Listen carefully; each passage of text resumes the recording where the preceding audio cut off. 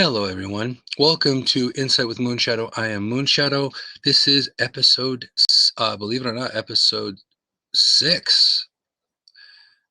Or is it episode 7? I think it's episode 6. But anyway, thank you so much for coming. Today is an interesting topic, something to bring into your periphery. A lot of times we think about these things, or we see them, or we hear about them, or we see them in movies, but we don't necessarily know enough about them or too shy to ask. So this is one of the many reasons why I have Insight with Moonshadow, because I want to bring out a lot of these mysterious things that we would consider, either taboo or strange or weird, and bring them into our existence and into our consciousness. Today's topic is about shamanic journeying and traveling within the three worlds or three realms. Now, the interesting thing about the shamanic journey is that shamanic practitioners or shaman, what they have done for centuries really, is going into these non-ordinary realms or non-ordinary realities to bring about healing. And that could mean that they go into this non-ordinary reality, because right now we're in ordinary reality. So when going into non-ordinary or extraordinary or different reality, most of them say non-ordinary, they go into this reality to either connect with someone's lost parts or totem animals if they've lost, or reconnect them with a part of that person that they have lost or they have misplaced, or if they've been fractured in any way. And that is just one of many ways that we can go into learning about how to heal oneself. So now basically the shamanic practitioner or the shaman would basically go into this non-ordinary reality to connect that person with all of their aspects, their mind, body, and their spirit, through the spiritual realm, and then coordinate healing. And which, no matter what you do, no matter what kind of healing work that you receive, there's always processing involved. So you process healing. So like there are many times, like during a reading or during healing work, the person would cry, or they would laugh, or they would smile. There's some kind of processing, and that can happen, the minute. That could happen for a couple of days prior. So as a healer myself, I always kind of forewarn people to say, look, you go process things in a different way. So, give it a couple of days to kind of acclimate what's been going on. But now with the shamanic journey, it is pretty interesting, because how shamans view the world, they view the world as a tree. You have the roots, you have the middle of the trunk, and you have the leaves, you have the top of the tree. Now, with this world tree geography, each realm is characterized by the different parts of the tree. So now, let's just say, for example, now we tend to think underworld, right? Or lower world or underworld. Hey, Rasha. The underworld or the lower world. We would think, as soon as you see lower, under, if you are raised with Christian or Catholic or organized religion, you're raised with the fact that underworld is negative or dark or just not a very good place, a negative place. When in essence, it's not like that at all in the shamanic journey.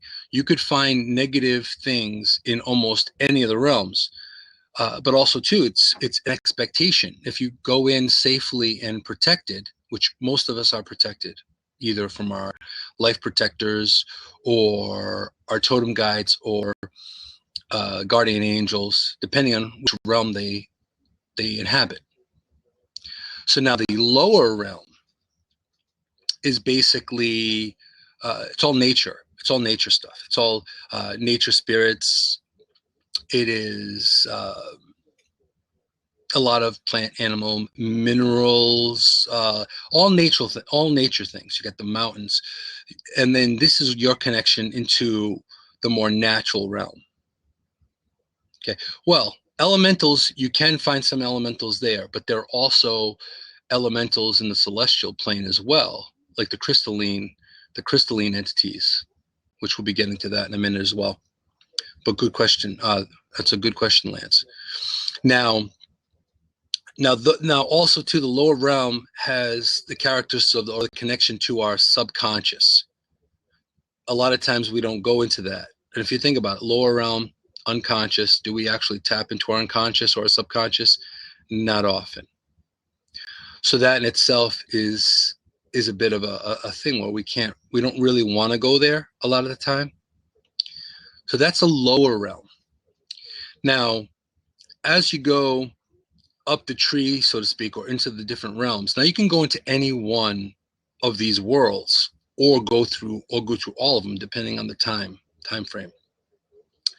And also within this show, there is a very good possibility, if everyone shows interest, that we may even do a little bit of a sample shamanic journey. So if you would like to try that out, if you'd like a little sampling of that, yeah, well, I think the props is a yes. You can put a 1 in the chat to let me know if that's what you definitely want to try out or not.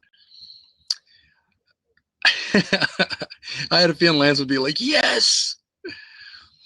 So I can do we can do a sampling of that. I have my drum behind me, so I do have the proper tools to do the journey as well. So if all of you want to try it out, definitely put a 1, and we can go from there, of course. Now, with the lower world, what's going on with the lower world is that connects us to our totem animals and nature itself. It connects us to our subconscious. It connects us to the reality of those interconnections where we're unaware of what's really happening. You know, our hidden motives, our hidden influences, that kind of thing. Now, the middle world is what we're in right now. The middle world is basically, it's the land of, or the realm of, ego. So basically, it's full of, you know, the works in progress, the trials and tribulations. If we're not rooted in like the lower world, or if we're not rooted to the ground, you can have a lot of issues and problems here in the middle world, as you know, with all the stresses that we have with everyday life. So that's also part of it.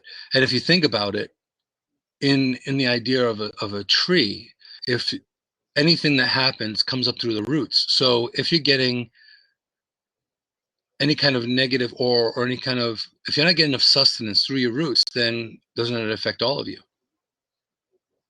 So that's a big part of it as well. So that's the middle world, or the middle realm.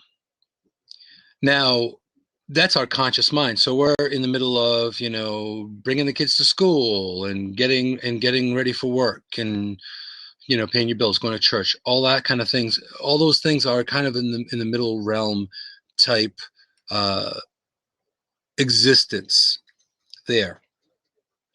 So now you could still connect. Now, this is the great thing about this way of journeying, is that even though like totem animals and nature resides in the lower realm, doesn't necessarily mean you're going to the lower realm. They can go with you into different realms as well, or the other different worlds. So it's not necessarily, if you want to, you know, like I'm very connected to bear. Bear's one of my big totems. So do I have to go into the lower world to see bear? Not really. I can go into the upper world and see bear, because it's, you know, he's my totem. So it's almost like they are a tour guide or a protector into whichever world that you go into. So now, with the middle world, we're going into almost a state of being where you're not fully into your subconscious, and you're not fully over into the upper world, which would be, the celestials, up in the heavens, planetary aspects, astrology, all of that. You will get a lot of that, or higher consciousness stuff, higher vibration, also in the upper realm.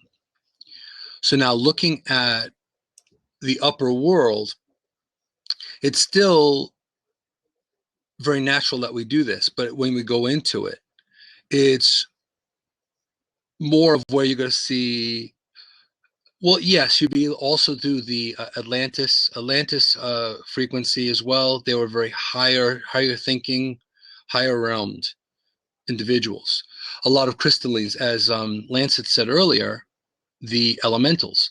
Now you have wood elementals, but you also have crystal elementals too. So that's where it can get a little interesting, because the higher the frequency, then they would more naturally live or reside in the upper realm or upper world. Now, all of these are really important. Just like you don't want a tree. If you just have a tree that's got the middle of the trunk, it has no roots, so it's not getting fed anymore. Essentially, it's dead, right? And then if you cut off the top of the tree, then you don't have any shade. So with all of us, it's the connection between the whole world tree, or the whole aspect of our subconscious, our consciousness, as well as our higher thinking or higher selves. All of us, we need to connect to all of that.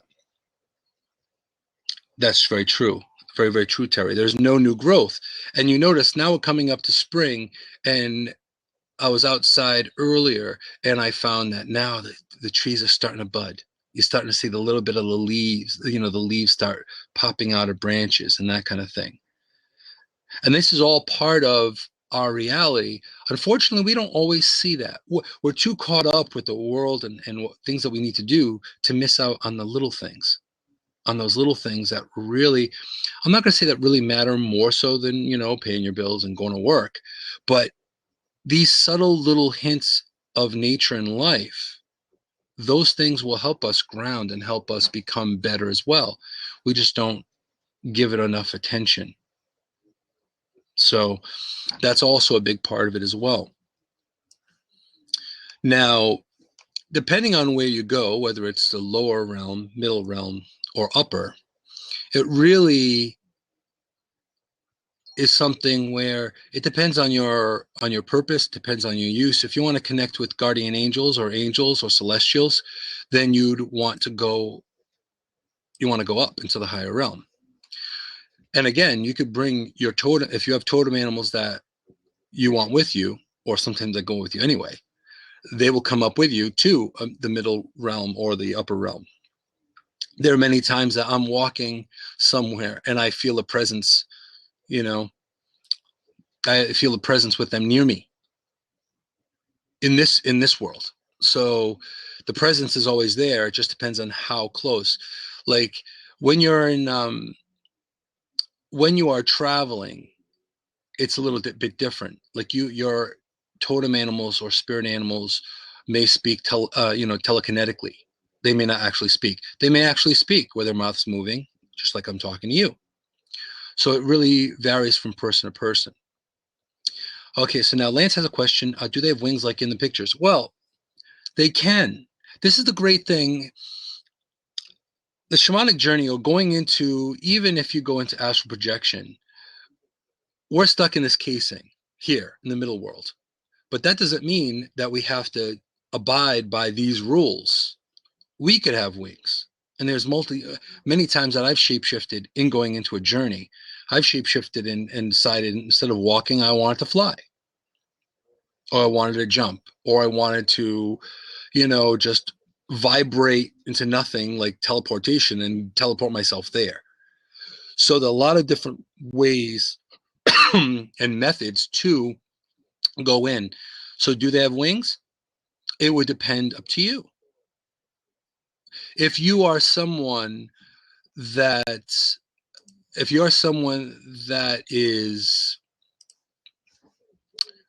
views angels in the traditional sense of tall, tall, statuesque beings with beautiful, fluffy wings, then that's what you're going to see, because that's also part of your belief system. So your belief system does have some influence as you go through your experience with the shamanic journey. Not only that, they could show up or they could tell you things that you may want to know, not want to know, but it's always a lesson. There's always a message there. So it depends on how you decide to look at it. It's like getting advice. Sometimes you ask for advice, sometimes you don't. But if someone cares enough about you, they offer you advice just for you to consider. So it's kind of like that, you know. Now there are very different. There are a couple of different methods that shaman or shamanic practitioners have used to going into an altered state. Some of their tools. Now, a shaman's tools or power tools, they use different things. They'll use feather to smudge or to do healing work. They use sage to purify or bless or clarify or to purge negative energy. So there's that also. There's also the rattle, which I have a couple of examples of a rattle. This one I've had forever. This one's like quite old. This is probably about, I don't know, 20 years old, 25 years old. And it's funny that we give rattles to children, you know, to babies, but we forget the importance of them, because this is basically the clock or the timer or the timetable or the guiding tool through a shamanic journey.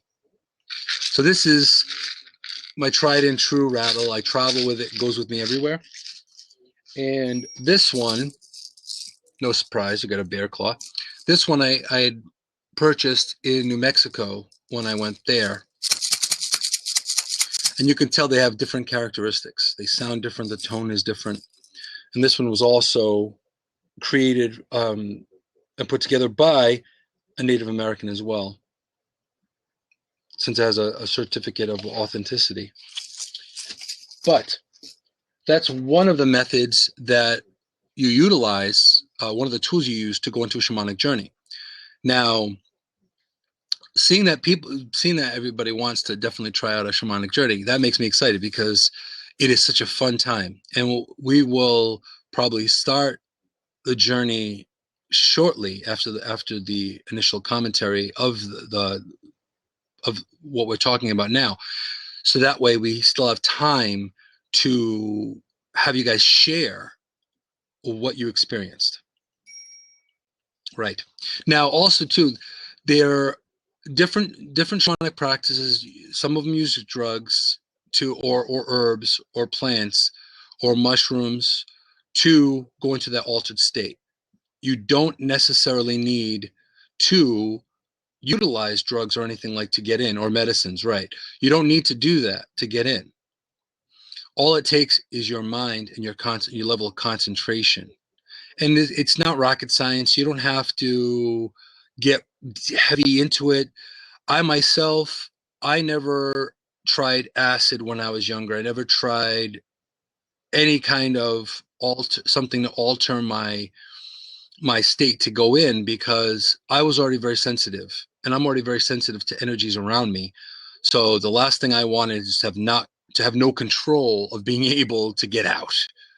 So that's why I've never used mushrooms or acid or anything like that. So when you're too sensitive, it can make or break the trip.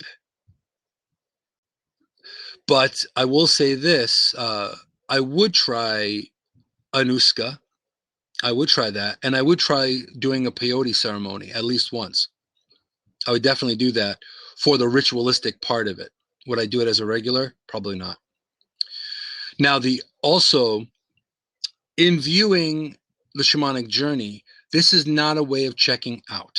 This is actually a way of checking in. This is actually becoming deeper with yourself, a deeper relationship with yourself. Hey, Alfredo, welcome. The new people coming in, Marissa, nice to see you.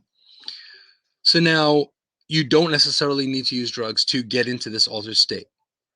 And basically, this is what you're doing. It's like a form of guided journey or a guided meditation.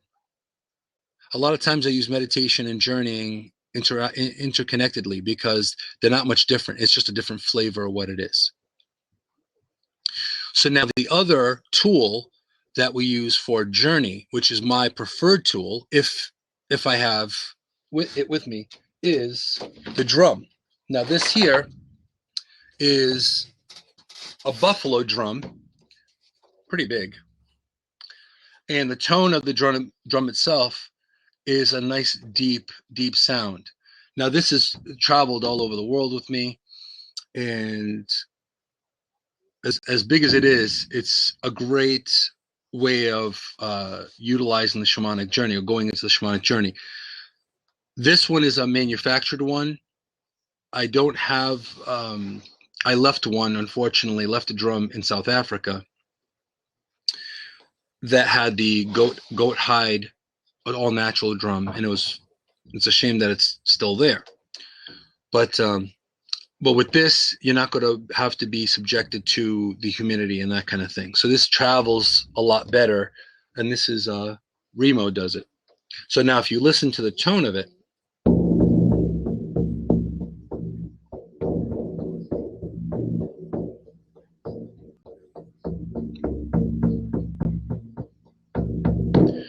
so it has definitely a deep tone. This, despite it only being so thick, it's actually pretty deep sounding. So now it's a really cool experience. After you've actually have had a few frequent flyer miles with the shamanic journey, it becomes, I'm going to say the word addictive, but I don't mean addictive necessarily in a negative connotation. It's once you start learning about yourself, or you read a really good book, and then you start learning about yourself, and then you're like, wow, once you start discovering really about who you are, then you want to know more. Like astrology, we do that with like astrology. We'll read more. We'll get a natal chart done. We'll do that, and all of a sudden it's like, wow, that's so cool. I didn't know that this is my blueprint. So you want to learn more and more and more. And this is the journey of finding out who you are. Now, in the shamanic journey, it's also very similar. You go in to discover certain things. You can, in going into a shamanic journey or a dream journey, what you could do is you can meet your totem animals. You could meet an elemental. You could meet a fairy, dragon. There's no holes barred. You could talk to a turtle for an hour. There are times that I'd be in the journey and I wouldn't want to come out because the person having the drum, it was a timed thing. They were coming out, and I'm like, no, I don't want to go. I don't want to leave yet. It's like being at a really good party. It's like, oh man, I have to work tomorrow. I don't want to leave now. And a lot of these journeys, whether there was astral projection or some form of shamanic journey or some form of meditation, people have been doing this a long time. Out of body experiences, we do this. In fact, some people that you would never realize, or they'd never realize, they actually do it too. They just do it unwillingly or unknowingly because it is their subconscious mind they're traveling. A lot of times I'll wake up tired in the morning, even if I slept really well. And that's because I traveled. I wasn't sleeping the whole time. I was actually traveling. So it's pretty unique. So now what we're going to do is we're going to do a little bit of a sampling of a shamanic journey. Now, to answer your question, Lance, yes, you can travel but not remember. A lot of times it is possible you don't remember, but as you hone your skills or get, quote unquote, frequent flyer miles, as you get used to it, you remember more and more. If you become more conscious of your dreams, you'll remember more and more. And then you're kind of like flexing that muscle to gain more knowledge, especially too, if you become more lucid too when you travel. Like there are times that I will remember something, or I'll had a conversation with someone And I didn't really have the conversation, not in this realm anyway, but I traveled while I was asleep. So as you become more experienced with it, you're going to find yourself remembering more and doing more. I do suggest carrying or having some form of journal or dream journal or something to mark your travels, because you may get a lot of information, you may not get much, you may get just one thing, but having a piece of paper or something nearby that you could record it or put it down on paper, somehow you have those keywords or key phrases or the key images to bring you to that place. Okay. Let me just grab a little sip of coffee here and then we'll.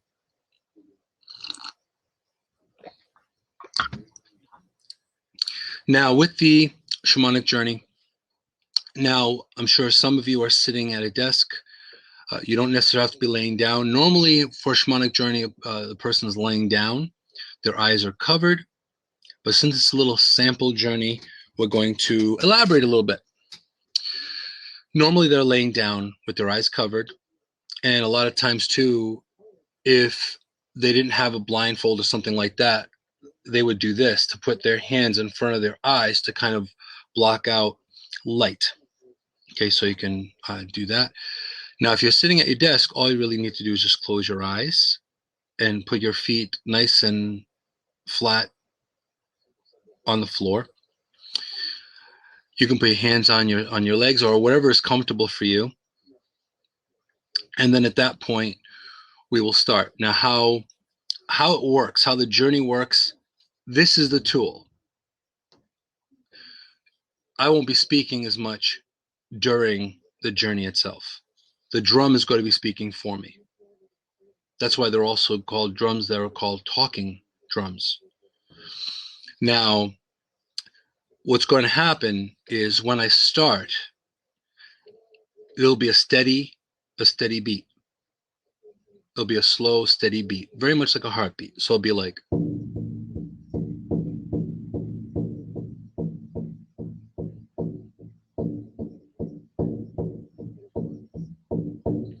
Can you guys hear that okay? Because if I may, okay, great. Now, if anyone can hear it, I can, hit it a little bit harder, that kind of thing. But now, when it's time to come back, or as it's time to come back, I will start increasing the repetition of the drum. So I'll speed it up. Now, this basic thing, okay, whatever you're doing, you gotta start heading out. Start heading towards the door, right? And then at that point, when I stop,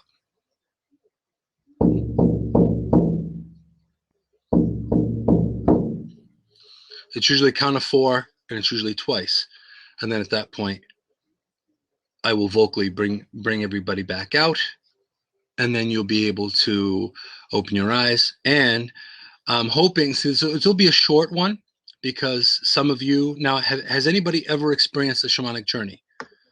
That'd be a good question. Okay, so Lance, no.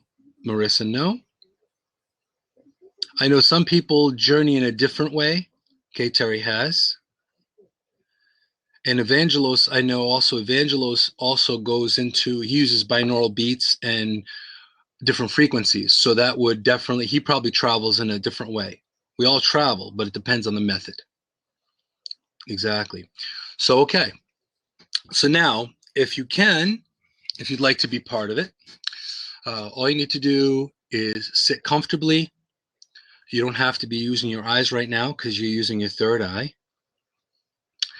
And I'm going to start out. Now, to start off, find a focal point or a focal entrance. That's also important. I have used going in between 2 rocks at the beach. I've gone into, quite a few times I've gone into going to a tree, like into a knot in a tree. You see the holes in a tree?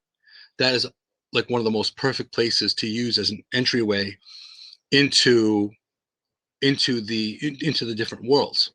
Hey, Beth. So that's also a way of doing it as well. So if you are very connected to trees and nature in that way, just imagine a favorite tree and imagine a hole in it. The hole doesn't have to be huge. It could be big enough that a small child can go into. It could be a tiny little hole, because again, we are not measured by our size to go into this shamanic journey. Is it okay if you're outside? If you're outside now? No, not at all. As long as you can hear, as long as you can hear me, hear the drum, that's good. If you're outside, you could be on a porch, that kind of thing. So now, with that, you can find that, or a hole, like in between rocks, or you can start off with a mouth of a cave or an entrance of a cave. However you want to do that, just imagine an entrance, and then you're going into the entrance. And for the sake of today's sample journey or introductory journey, because I'm hoping that you guys like really want to get into it sooner or later. And I said it can be very, very addictive and so much fun. Once you go in, we're going to go into the lower realm, the lower world.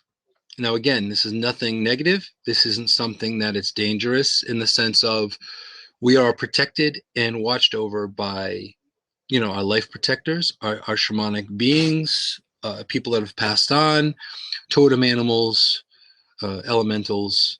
You can have a dragon, a fairy, even a troll. And I mean, what I mean by troll is like elf troll, not troll. Not the new school idea of troll. So yeah, we're gonna go into a little bit into the subconscious to start off, the lower frequency, and we're gonna see who or what we actually encounter there. Now, don't be disappointed if you don't see anything, but you may feel something instead of see something. Some of us are more visual. Some of us immerse ourselves in the whole existence. It all is up to you. You should not be disappointed whatsoever. This is just a sampling. This is just an introductory start, but it does not mean that you cannot journey if you don't make it today. It takes a little bit of adjustment. So, for the people that have come in, we're going to do a little bit of a sample shamanic journey if you've never been. And all you need to do is, wherever you're sitting, you have your feet flat, and you can close your eyes. You can put your hands along your legs or along your sides, whichever is more comfortable. The one thing is, you don't want to put your body in an uncomfortable position where an ache or pain is going to distract you from the journey.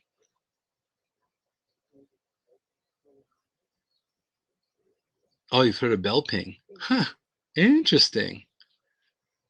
You could already be hearing something, or something along the lines as well. That's very interesting, Beth. So now, focus and remember on the entrance, a place that is safe to you, a place that you remember as a child, or a place you've always been or wanted to go.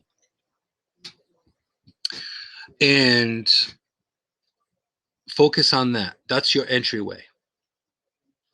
So what I'm going to do is, let's start by taking a nice deep breath. Okay, all of you take a nice deep breath. And then hold it for a second. And then release. Now, every time you take a breath, we're going to do this 2 or 3 times. This way, we're going to release all attention. So when you breathe in, you're breathing in nurturing energy, oxygen, good feeling, good medicine, good strong, nurturing energy. And then you hold it. So it sticks. And then when you exhale, you're exhaling all tensions, anything that's bothering you, the tensions of the day, things that have bothered you, anything, things you've been nervous about. And do that a couple of times, 2 or 3 times, just, and let it out. And another time, one more. And let it out. Fantastic. Now let's just one more for good measure, just because I felt so good. Okay, so one more. Breathe in, hold it in. Feel that good, healing, warm energy, like the sun hitting your face on a wonderful summer day. Not too hot, not too cold, just that warm energy. And then let it out. Let out all the tensions, stresses, things that have bothered you, people that have bothered you, anything. Release it. Excellent. Now, we're going to start. I'm going to start using the drum. Close your eyes softly. They don't have to be, closed tightly, just softly. And just focus on the drum and my voice. When I start, see yourself at the entrance and keep in mind that you're going into the lower world. The concept or the idea or what we see, the geography, may be very different person to person. So it's one of the reasons why I'm doing it now, so we have some time. So when you guys come back out, you can share what you experienced, what you didn't experience, if you heard things, felt things, anything like that. Okay? So let's begin. Close your eyes. Visualize the entrance. And when the drum starts, walk in. As the drum speeds up, it's me coaxing you back.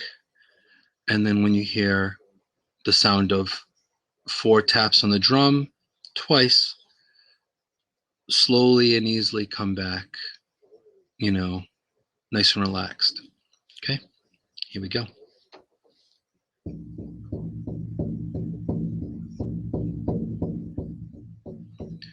Find that entrance.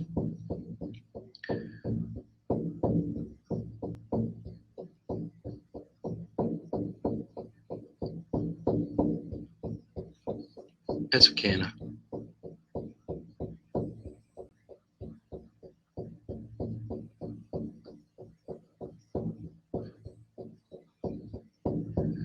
Right now we're trying out a shamanic journey, Anna. All you need to do is just close your eyes, relax. Sorry for the interruption. We'll just do a quick get in going. Close your eyes softly. Listen to the drum. As the drum speeds up a bit, it's going to tell you bring you back. And then you hear 4 taps twice. That means for you to come back into your consciousness now. Okay? All right. And if you have questions, I'll fill you in after we're done. This will be a short journey. All right. Let's start again. Visualize that entrance, and let's begin.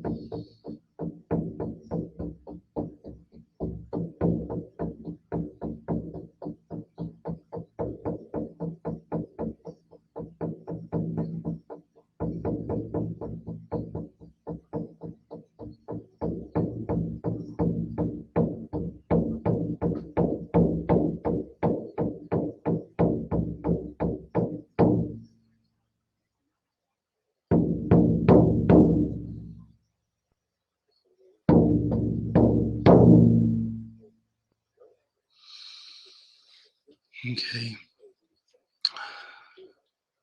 Slowly, when you're ready, slowly become more acclimated to your body. Breathe in, breathe out. And when you're ready, open your eyes. Feel your body, feel your surroundings around you.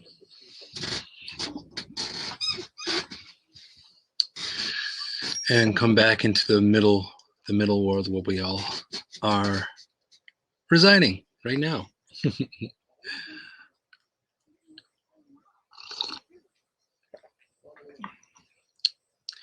I'm so glad you and at least your 2-year-old. You know, it's funny that drums, whether you like drums or not, it touches deep within our heart center, because a drum is like one of the first instruments we were banging on tree logs and that kind of thing. The rattle and the drum, that's something that it connects to our tribal nature.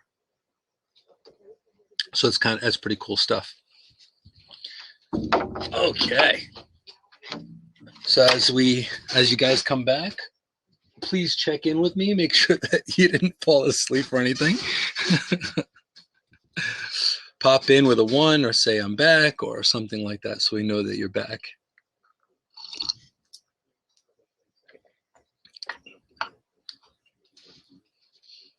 Okay, cool. Also, too, you have the ability or the chance to utilize. There's drumming CDs. You can I believe even YouTube probably has them as well. Shamanic journeying, where you can hear drums. I actually do have, even on my MP3 player, I have that. So once you become more adept at it, I could have traveled as well, but now for the short time, like I could have gone, but then I wouldn't have want to come back. So that's why I had to be pretty conscious here with you guys to be the timekeeper or the guide to bring you there and bring you back. So yes, okay. Beth says, surprised I didn't go sleep. You know what? Yeah. So it's very soothing. Okay. And then, okay, here, try to utilize deep nasal breathing. Okay. Always been a challenge. Okay. But it's something where it takes practice. If you went nowhere, but you actually just felt relaxed, that's a good start, because that's how it all begins, really, if you really think about it. Now, I did open up a seat. If any of you would like to pop in, share your experience, that'd be fantastic. I know it was a short trip. It wasn't too long at all, but you start off with the small ones, and as you build, it's similar to meditation. You don't meditate for an hour first time. You actually meditate for 5 minutes, and then you bring it up to 10 or 15, 20, and then move on from that point on. So if there's anybody that would like to hop into a seat, share their experience, that would be cool. Okay, Terry's saying here she went to a small tree, into a huge trunk like an avatar, and then I was led down a deep dark route into a forest and ended up sitting by a brook.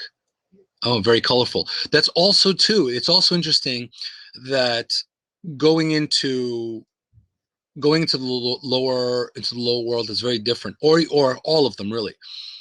It's up to your vision and what connects you.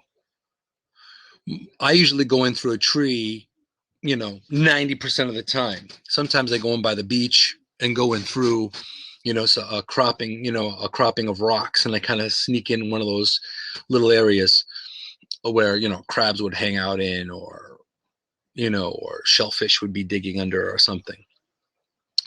But what we see is different for all of us, which is really, really interesting stuff. And the color, you may find incredibly vivid color. It may be less colorful. It may be nighttime. It may be dark. It may be bright light. You can come. A lot of times I go out. When I come back out, I usually come out to a beach or by the water, because water resonates with me very strongly. But then I'm always going through a tree, and I go through this passageway, and as I'm going through this, crystals and the crystals light up as I move through. So it's a very interesting experience how you go through it. Let's see here. Anna's saying, yeah, I think the ADD inattent to I could only focus on an image of the beach from a postcard of Belize I got today.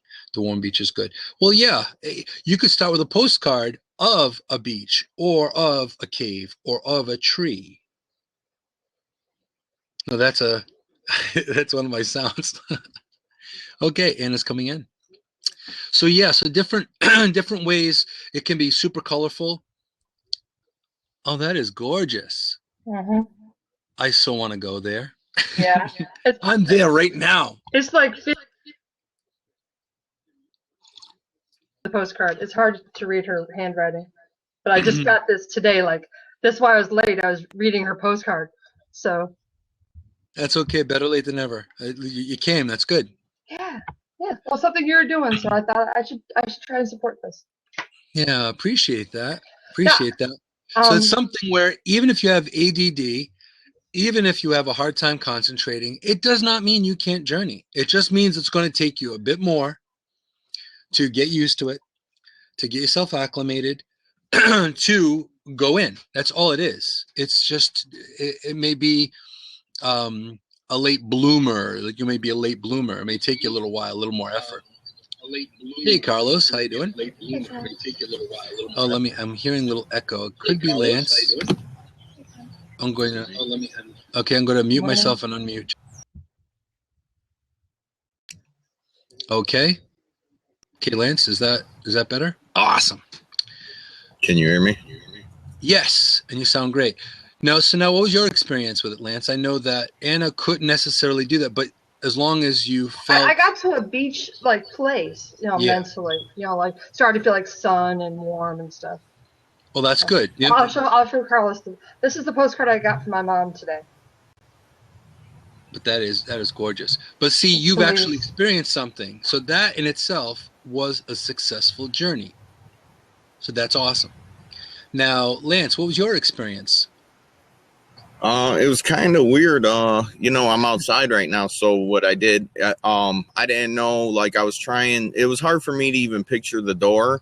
But what I did was this pine cone tree, like right in front of me here, I pictured that in my head with a hole in it, and I was climbing in it. But I can't do it first person. I had to picture like I'm looking at myself climbing through this tree. And when I did that, then I went into the first person mode, and it was weird because it was like a ball, like a whitish ball was starting like here at my forehead, like a real big one, and it would get real small.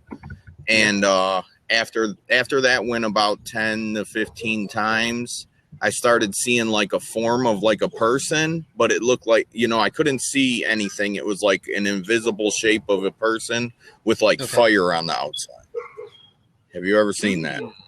Interesting. Because at first I was like, okay, is this one of those jinn they talk about? Because they say there's smokeless fire.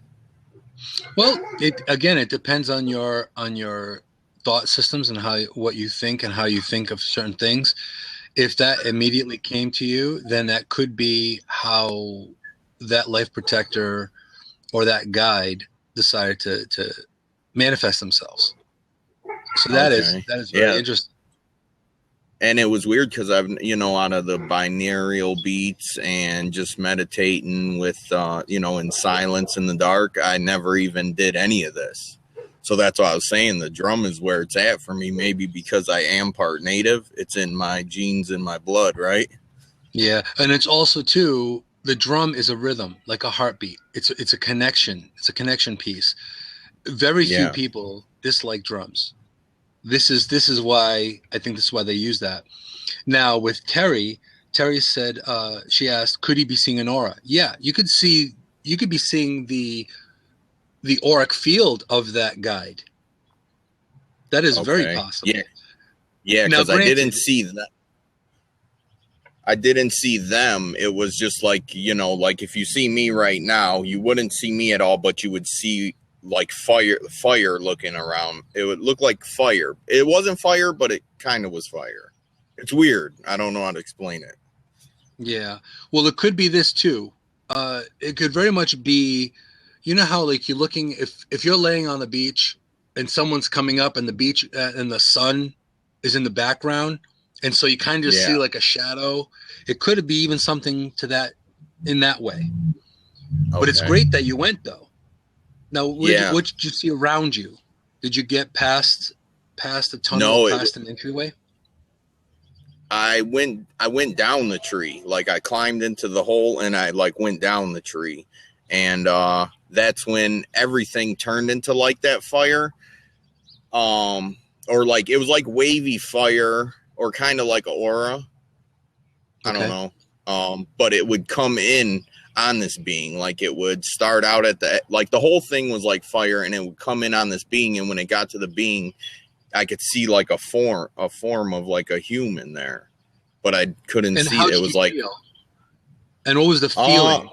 What was your overall feeling while you're doing this? I was nervous. I was trying to figure out what this was, but I was curious nervous and curious, I guess. Which is basically an extension of you, right? Because normally you're nervous and curious, right? So always curious. But it's weird when I came out of it, like I look around now at the grass and the trees and the sky, and all the colors seem to be brighter to me now. Is that normal? Well, yes, actually that is very normal, because what's happening is once you've gone into that kind of guided visualization or shamanic journey or dream journey or out of your body, again, it's just different flavors of a similar thing, different interpretation. Yeah. So you're coming out of it and you're like, wow, wait a minute. That's almost like you having the perfect nap. Now, not all of us get the chance to have a perfect nap, but when it does happen, you remember your perfect nap if you've experienced it. Like you just slept just enough. You wake up, you're not waking up tired. You're waking up and like, wow, that was so good. You don't want to stay in bed any longer or jump out of bed. You kind of like, I just kind of like this feeling right here, right now. Then you get up and all of a sudden you find yourself kind of clicking. You find yourself aware. You find yourself motivated. And it's that kind of feeling that when you go into an altered state, or when you go into a journey mode, then you're going to find yourself, wow, this is pretty nice. This is why I say it can get very addictive, because if I can't sleep, I will go into a journey or go into a guided meditation, or I'll do that. And then guaranteed I will be able to go to sleep. So now what do I do after I fall asleep and my unconscious runs amok? Well, that's a whole different bag, that's a whole different bag, but it's something where it's an incredible method to go in. I know I didn't want to come out because I was curious to see what I was going to see next. Can I get stuck there? Exactly. And we may, seeing this platform, it's a really interesting platform. Did the sound of the drum, did it sound pretty good where you can hear the rhythm pretty well and everything? Mm-hmm. Yeah, awesome. I could. Because that's important too, because I could also go into longer shamanic journeying where we can do that and even kind of figure out or do a reading of sorts of an interpretation of your journey too. Mm-hmm. So that might be an interesting way to go too as well. Anybody else want to pop in and share? Terry, would you like to pop in and share what you saw? I think for me personally too, since I'm outside, I was hearing the birds and everything, and it kind of relaxed me as the drum did, because the drum was real relaxing. And then the stupid fire truck started.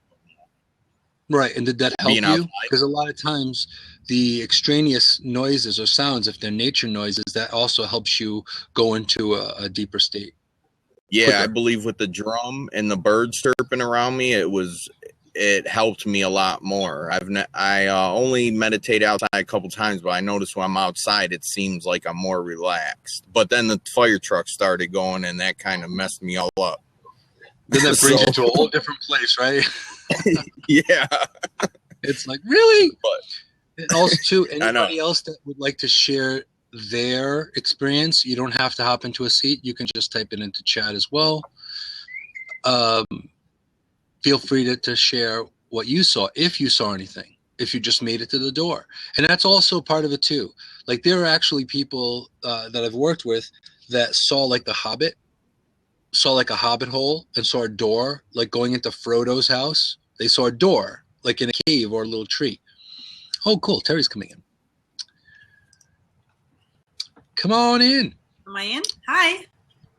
How you doing, Terry? So what was your experience like? Well, it's funny that you do the whole Hobbit thing because, movies help me when I do these things. Because the first thing I saw was the little tree from Princess Bride when they take the guy down to torture him. When they take Wesley down to torture him on the rack.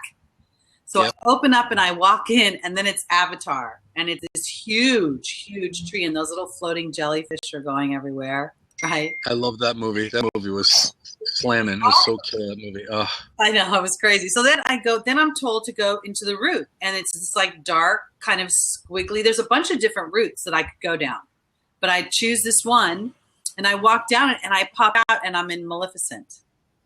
Did you see Maleficent?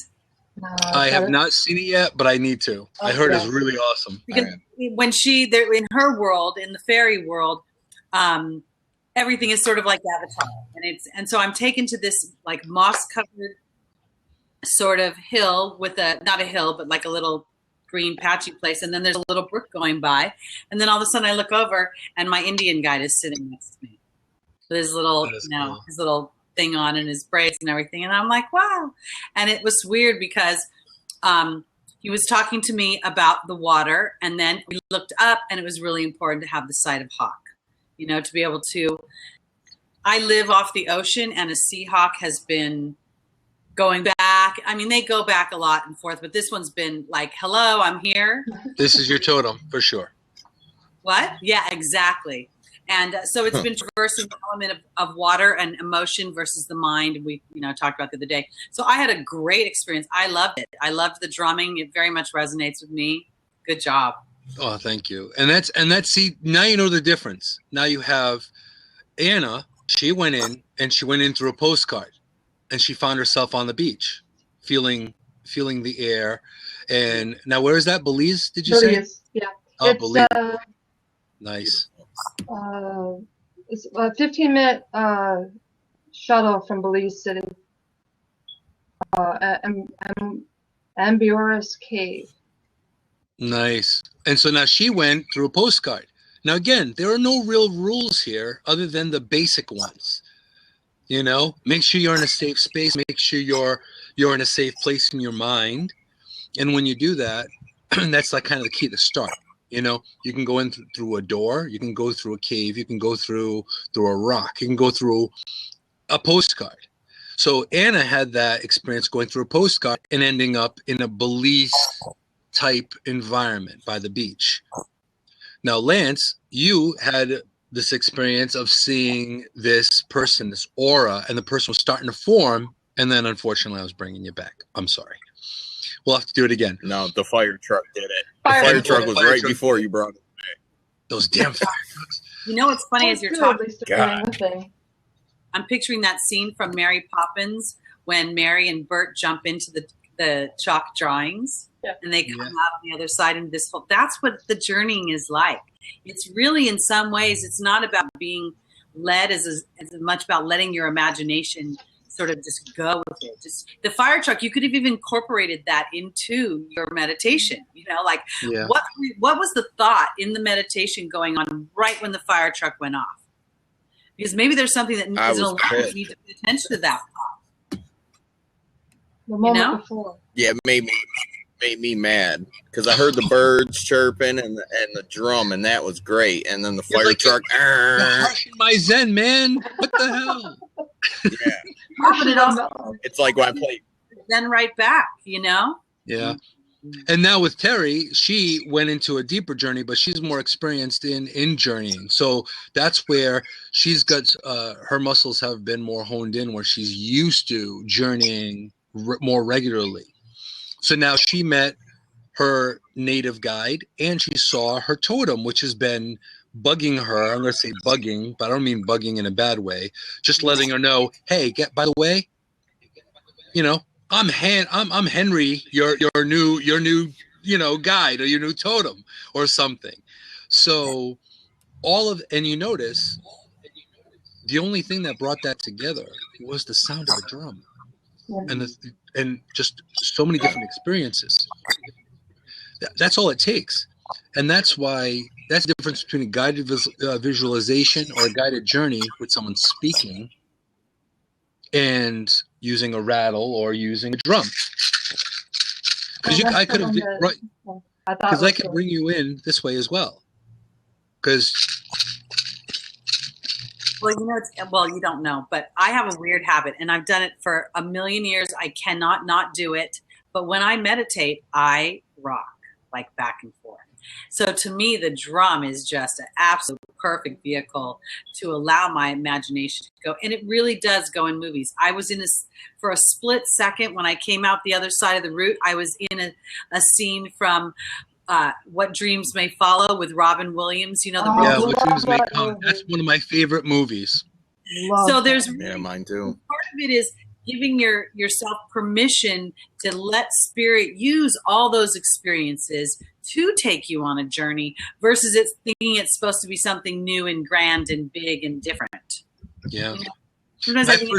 My first journey, I went in through a tree, a big old gnarly tree. I love old trees with character, like almost out of Tim Burton movies. They're not full of green leaves. They're like these gnarly, almost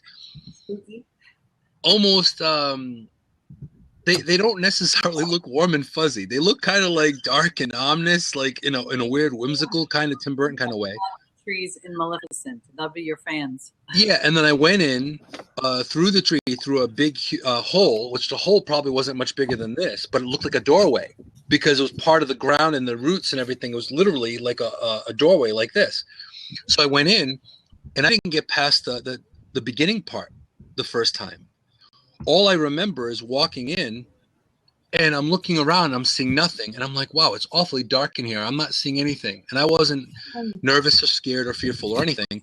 Then all of a sudden, the wall started lighting up. And all these crystals, these huge crystals, I have raw generators too, but these crystals, similar to this, is literally lighting up. And then it started to light up, and it's almost like coaxing me through this tunnel. So I started walking, and by the time I was stuck in the tunnel for a while. So by the time I was walking through, I just get out and I see this beautiful beach, and I'm seeing the sun coming down. I'm feeling the breeze, and then I had to come back.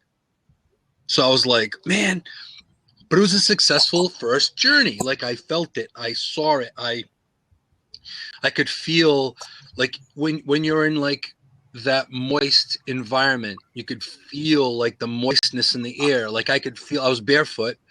I could feel the ground, how moist it was, how like the soil was kind of clinging to my feet. It was just an amazing experience. It was a feeling. It was like all this feeling, seeing and experiencing. So now looking at it from that perspective, was that a successful journey? Absolutely. I didn't make it to the beach as far as I'd like to, but it didn't matter.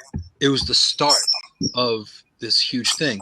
Now, you brought up what dreams may come, and I'm glad you did that because that's also what I want to touch base on.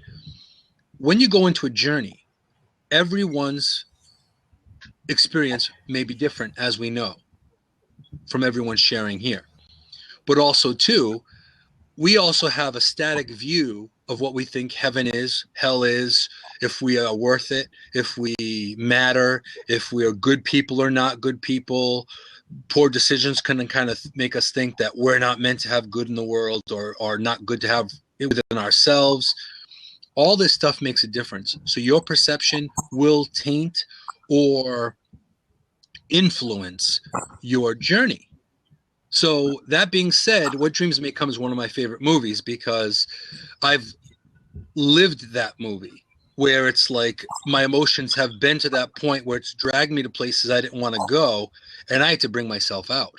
And this wasn't even the part of journeying. This was the part of just trials and tribulations and life kind of, you know, giving you a nice kick in the stomach.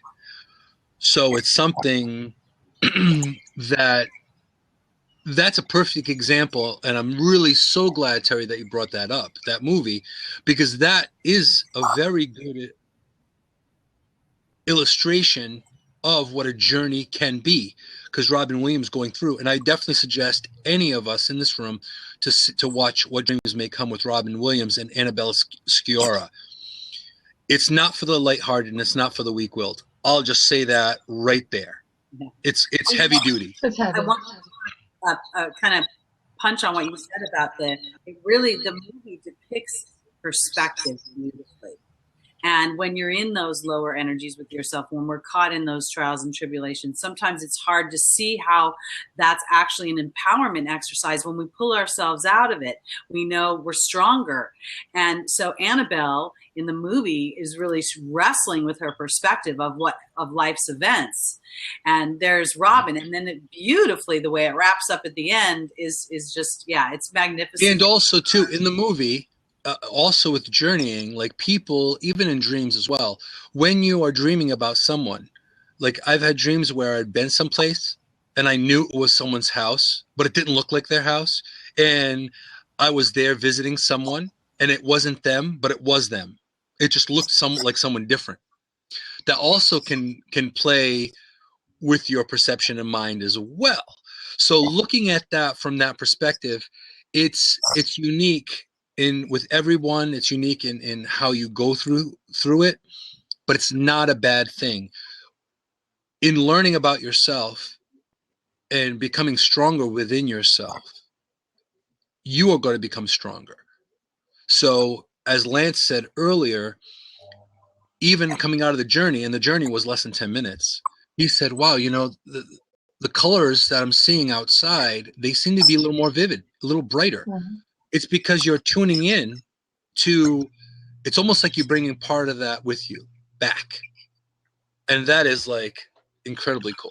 Incredibly cool. In some ways, the journey acts as a contrast for the present in that moment. So it is making the present, because you are literally coming back as the drum went faster and faster. I remember thinking, oh, he's signaling me. I gotta go. My guide's in the middle of a sentence and I'm like, oh wait, he's calling me. So, but yeah, no, it was, and so being that, yeah, I can see how that would pull him really right there in the present and seeing all these things. And that's important. See, a lot of times anything that is, this is the weird thing. We think fairies don't exist. That's not true. We think dragons don't exist. That's not true. We just can't see them. You just can't see them. That's right. So anything that is in mythology, there is some form of real-time, real-world example of that thing. So, like I've seen children that you look at like children and you'd swear they're like elfish. You could see it. You could see in their face, or cherub like, you know, I've seen children that look like they're cherubs, you know, I'm like, wow. It's just, for things, just because we don't see them here in real time does not mean that, like I've seen dogs that look like gargoyles, you know, like if you look at a bulldog, you know what I mean? You look at a bulldog, or you look at like certain animals that they look ethereal, they look very unique. And it's because they have a different energy. Okay, we have, I want to make sure I get your name, AJ. Okay, AJ, he's like, yeah, we've been talking about fairies for a while now. Yep. And again, like I was reading a book, I can't remember which book it was, but it was, someone was having an experience in a journey about being chased by a dragon. And they were being chased by a dragon. And they were like, every time I go into this journey, I'm getting chased by a dragon and I'm running and I'm scared. I'm scared with this dragon. So now the person that was guiding them along, you know, the shaman that was guiding them along said, have you ever thought about stopping and asking the dragon why it's chasing you? Just, you know, I don't know, just FYI, try it. So this woman said, I don't know. That was a pretty big dragon. Dragon was big and scary. It looked like he wanted me for lunch. I don't know. And so the shaman said, be prepared, be protected, but do it. Try it, because this might be important for you. So what happens?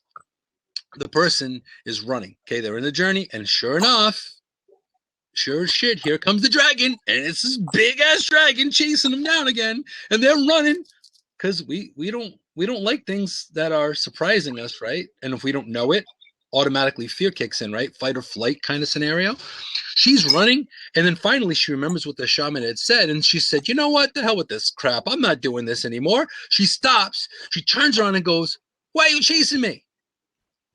And the dragon looked at her and goes, why are you running? So obviously, yeah, the dragon was one of her totems. He's like, what the hell? You're making me tired. Why are you running? Where are we running to? Where are we going? Well, of course, I immediately think that she's running from her own power and strength. And there you go. And that, so I'm like, hello, there's the big message there. She never once said the dragon was breathing fire, did she? No. And again, that's also part of it. It's all part of interpretation. There were times that, people have said, Moon, I've had the most horrible nightmare. And I said, okay, tell me about it. And they told me the nightmare in full detail. And I went, okay. Now, when you're not right in it, you have fresh eyes, if you will. You'll hear me very often saying, walk away from something and come back with fresh eyes. Now, when you look at it from being a little further out of it, I explained the dream. I was like, have you been experiencing this, this, and this? And I was like, yeah. Okay. Now, did you feel this when this was happening? Yeah. Okay. It wasn't really a nightmare. It was a hard lesson that you've been ignoring. So finally, I had to hit you with the graphic truth as opposed to, blowing smoke up your skirt and being like rainbows and fairies and all that lovely sugar-coated stuff. It didn't go the Care Bear route. It went in guns a-blazing, saying, hey, you know what? You haven't been paying attention to the other dreams I've been giving you. You're not listening. So here you're definitely going to pay attention to. So yeah, so that's like pretty key. Okay, and Christopher, okay, what is a shamanic journey? A shamanic journey is very similar to like a guided visualization or an out-of-body experience. You're basically resting your physical body and sending part of your ethereal body out into a different realm. And basically, in the shamanic journey, you have 3 different worlds. So you can go into the lower, the middle, or the upper. And the lower is, you'll have to check out the replay for more detail, but the lower is basically most of nature. The middle is our experience now, our consciousness. And the upper is usually celestials and higher frequency beings, that kind of thing. So a shamanic journey, you're going into these places and you're discovering either life protectors, totems, life guides, people that have passed that want to connect with you. That's kind of like a different realm for you to be able to connect with them. So I hope I answered that question well. But I definitely say check the replay. Now, on that note, I'm going to stop the recording. However, I can still hang out a bit, so we can still talk about it. So I want to I'm so thankful and appreciative that all of you have come in, and it always enriches my life and my heart and my soul to be able to pass on this content and these experiences with you, because you're doing that, touching one person at a time. And if they understand something a little bit more than they would previous, then we're all evolving and becoming more enlightened. So I really, really appreciate all of you for coming in. And I'm here Monday on Blab. Also on my YouTube channel, you can subscribe. Please subscribe. So follow me on Twitter, also on Blab. and you could subscribe on YouTube. And you can also check out my website, which is moonphoenixrising.com. You can also catch the replays there as well under the Insight with Moonshadow tab. But thank you so much. I appreciate all of you for coming and enjoying this experience with me. And just remember, pay it forward, be good to yourself and others, because the rewards are amazing. Thank you for coming.